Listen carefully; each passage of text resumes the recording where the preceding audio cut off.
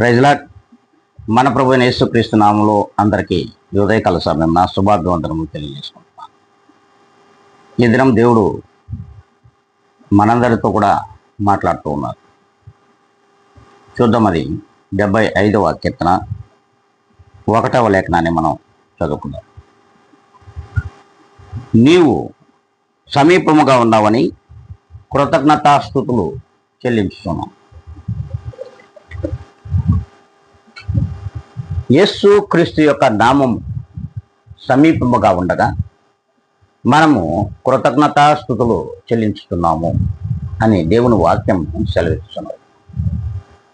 మరి ప్రభువైన యేసుక్రీస్తు వారు మనకు సమీపంగా కాదు, మనలోనే ఉన్నాడు.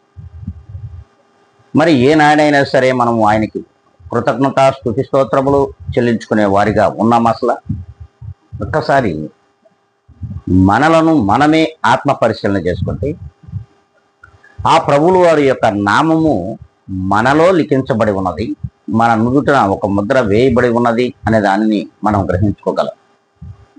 మరి ఆ రీతిగా మనము దేవునికి సమీపంగా ఉన్నాము, దేవుడు మనకు సమీపంగా ఉన్నాడని కానీ మనం ఏనాడు కూడా తలంచడం లేదు.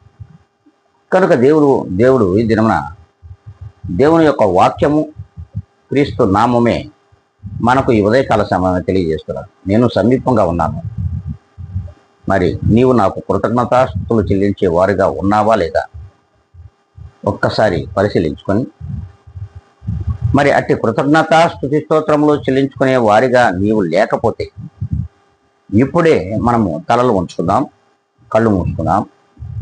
దేవుడిచ్చిన ఆయుష్ కాలమును బట్టి కృతజ్ఞతాస్తుతి స్తోత్రములు చెల్లించుకుంటున్నాం. మహాపరిశుద్ధుడా, ప్రేమ కలిగిన మా తండ్రి, ఈ ఉదయకాల సమయమున నీ యొక్క నామము అన్ని నామముల కన్నా ఉన్నతమైన నీ నామము క్రీస్తు యేసు నామము మాకు సమీపంగా ఉన్నదని మేము ఈ దినము నుండైనాను గ్రహించేలాగన మీరు కృప చూపండి. అంతేకాదు ప్రభువా, మీకు మేము అనుదినము కృతజ్ఞత స్తుతి స్తోత్రములు చెల్లించుకునే వారిగా మేము ఉండాలని ఆశపడుతూ ఉన్నాం.